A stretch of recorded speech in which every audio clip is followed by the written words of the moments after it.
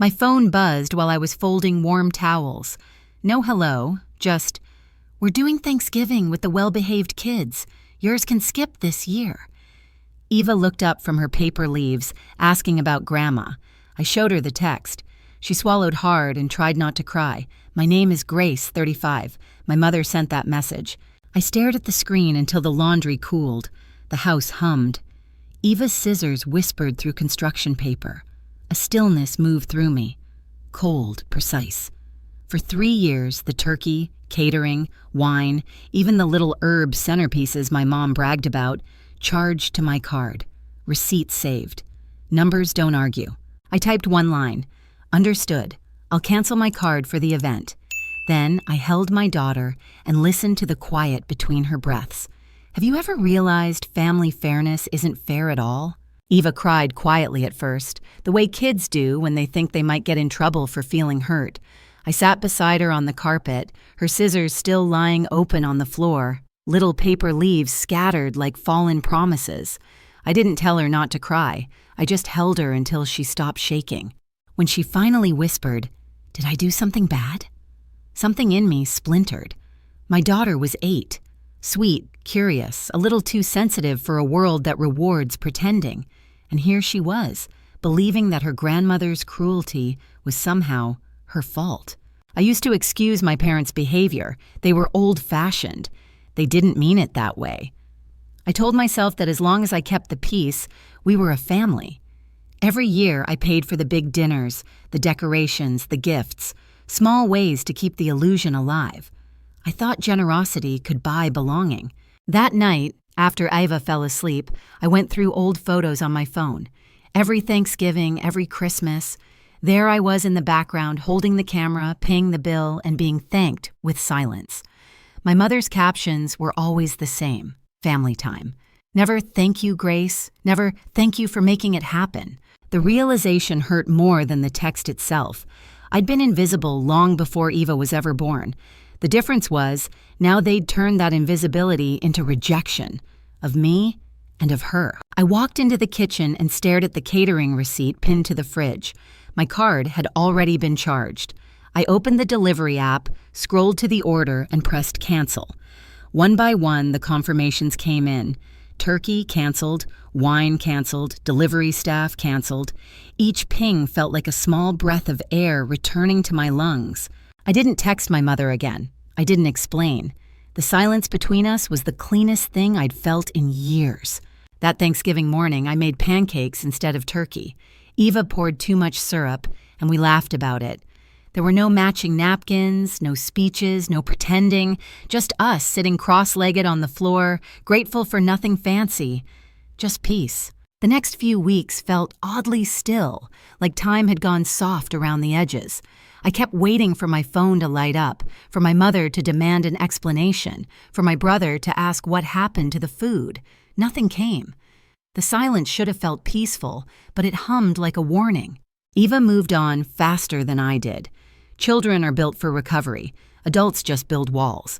She'd chatter about school, about a friend who brought leftover pie to lunch, about how she wanted us to make a thankful tree of our own. I smiled, nodded, but every time she mentioned the word family, something twisted inside me. Then the photos started. My mom's social media filled with smiling faces at the empty dining table, captioned, "Simple Thanksgiving, grateful for those who behave." I stared at it for a long time, the words a quiet knife. They had no idea I'd canceled everything. At first, I thought about sending one text, something short and clean like, "You're welcome," but that felt too small for the clarity I'd earned, so I said nothing. Let the silence do the talking. By mid-afternoon that day, my phone started buzzing. "Hey, was the food supposed to come later this year?" Ben wrote. Then another. "Mom says nothing showed up." I didn't reply. I folded laundry, watched sunlight crawl across the rug, and listened to Eva hum from the next room. It was strange how peace could sit right beside pain. When I finally looked at my phone again hours later, it was a flood of missed calls. Mom, Dad, Ben, even my sister-in-law. The group chat had gone from confusion to mild panic to blame. Maybe Grace forgot. Maybe she mixed up the date. Then, one from my mother that made my throat tighten. I can't believe she'd do this to us, do this to them, as if I hadn't been doing everything for them for years. That night, I made simple turkey sandwiches with Eva. The bread was slightly stale, the lettuce too crisp, but it didn't matter. We curled up on the couch, a single blanket over both of us, and watched The Princess Bride. Eva laughed at all the wrong parts, and I realized that maybe wrong could be better than perfect. Later, when she fell asleep, I sat alone in the kitchen with a cup of tea, scrolling through my saved contacts. My mom, Dad, Ben, all still labeled under family. I stared at the word until it felt foreign. Family was supposed to mean warmth, safety, belonging. But mine had turned into an obligation, a performance I kept funding. I closed my eyes and let the silence stretch. It didn't hurt as much as I expected. It felt clean, like something old had finally stopped pretending to be alive. Outside, the streetlights flickered on one by one, soft and distant. For the first time in years, I didn't owe anyone a single thing. The quiet didn't last. It never does. The Monday after Thanksgiving, my phone started ringing before 9 a.m. First Ben, then Mom, then Dad. I ignored them all. I told myself I was done being the family problem solver. But that illusion didn't hold long. By the time the fourth call came through, I opened my voicemail. Mom's voice was shaky, stripped of her usual superiority. "We've got a situation with the bank," she said. "We just need a little temporary help." Temporary? That word carried a history. Every temporary favor I'd done for them had become permanent the moment I paid the bill. I didn't call back, but deep down, I already knew what she meant. 3 months earlier, I'd received a letter at my address, a plain envelope, my parents' names printed neatly across the front. I almost tossed it in the recycle bin, but something told me to open it. Inside was a notice from a credit union about a delinquent loan. I remember staring at the balance, my stomach tightening as I read the fine print. Collateral, my parents' house, cosigner, my brother Ben. I had called Mom then, giving her the benefit of the doubt. "Oh, it's handled," she said breezily. "Don't worry about it." So I didn't. Until now. The next day, a thick packet from the same credit union arrived. The words, "Notice of Default," sat in bold letters across the top. The house I grew up in was now at risk of foreclosure, over a car, Ben's car, a BMW. For hours, I just sat at my desk, staring at the paper, unable to decide if I was angry or numb. My parents had leveraged their home to keep Ben comfortable, and now they wanted me to rescue them again, the same people who had excluded my daughter from Thanksgiving. The irony was almost poetic, if it hadn't been so sad. When Dad finally called, his tone was calm, almost rehearsed. "Grace, family sticks together. You've always been the responsible one. We know you'll help us out." His words didn't sound like a request. They sounded like an order. I didn't argue. I just listened, every sentence layering over the years of small humiliations I'd swallowed to keep the peace. That night, Eva asked if Grandma had called to say sorry. I told her not yet. She said, "Maybe she doesn't know how." Kids always try to find reasons for the unreasonable. I kissed her forehead and said, "Maybe." The next morning, I wired the money directly to the credit union. I didn't tell anyone. I didn't do it for them. Not really. I did it for the memory of what family was supposed to be. I needed closure, not gratitude. 3 days later, Mom texted a heart emoji followed by, "Crisis averted. Thank you for helping us again, sweetie." No apology, no acknowledgement of the dinner, or the text that started it all. Just smooth, practiced entitlement. Then she added, "We'd love to take Eva shopping for Christmas."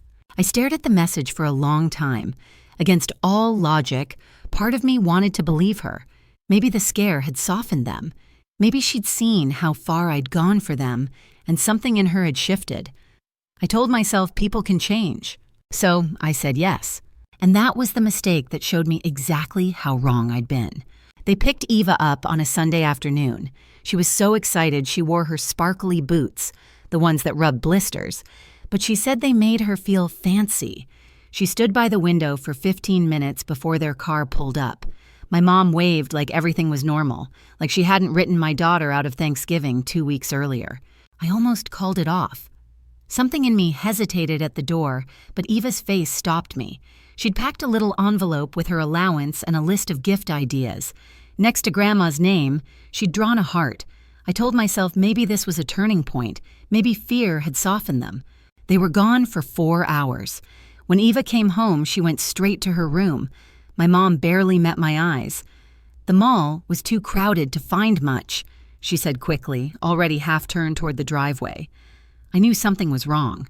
Later that night, I found Eva under her blanket, shoulders shaking. She handed me a small paper bag. Inside was a single rubber snowman keychain. That was all they'd bought her. When she finally spoke, her voice was so quiet, I had to lean in to hear it. "They bought presents for everyone else," she whispered. "They said I didn't need anything." The air in my chest turned heavy. She told me everything. The shopping trip for her cousins, the bracelet for the baby, the way my mother said, "Real grandkids deserve something nice." My father's joke about, "At least she didn't act out this time." She said she stayed quiet because she didn't want to embarrass me. That night, I didn't sleep. I just sat at the edge of her bed and watched her breathe, trying to understand how people could look at a child and choose cruelty. Something inside me shifted again, cleaner this time. Less pain, more clarity. 2 weeks before Christmas, my dad showed up at my door. No call, no warning. He smiled like nothing had happened, like he hadn't helped break my daughter's heart. Then he said they needed help again. Apparently, the BMW, the same one tied to the house, had piled up tickets, tolls, and insurance penalties. The DMV was threatening to suspend his license unless the balance was cleared. "It's not Ben's fault," he said, palms open, voice soft. "You know how these things go." I let him talk until he ran out of excuses. Then I said the word he never expected to hear from me. "No." He blinked. "Grace, we're family." I asked, "Is Eva?" He didn't answer. Just looked down at the porch like maybe the wood could save him. That silence told me everything. I stepped outside and shut the door behind me so Eva wouldn't hear. My voice stayed calm.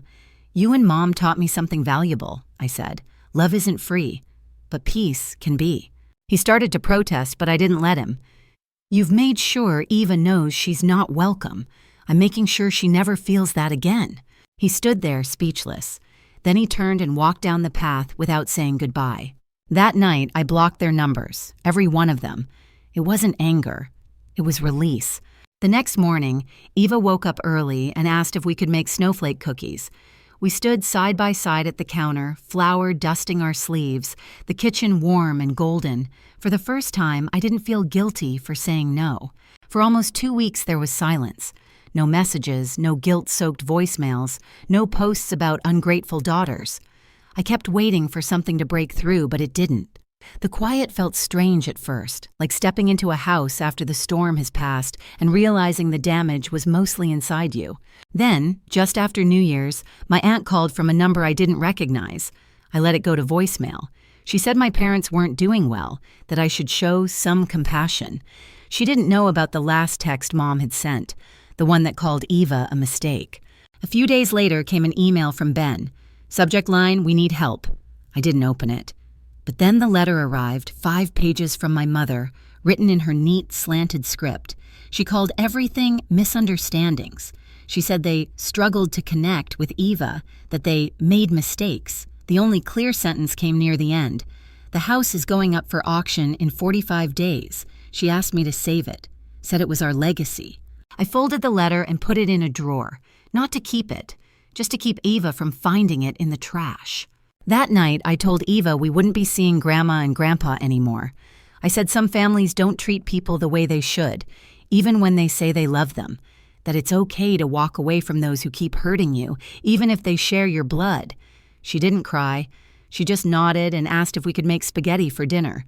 We stayed up late, laughing at old movies and covering store-bought brownies with too much whipped cream. And somewhere between her laughter and the hum of the heater, I felt it. Peace, the kind that doesn't ask for permission. Weeks later, they came to my door one last time. I didn't open it. I watched through the peephole until they gave up. When Eva asked if she should let them in, I told her no. She didn't ask why. Some doors don't need to be slammed. They just need to stay closed. Have you ever had to choose peace over approval?